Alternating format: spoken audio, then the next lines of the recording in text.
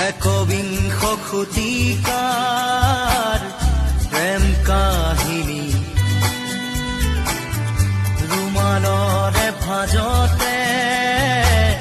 স্মৃতিৰে ৰেঙনি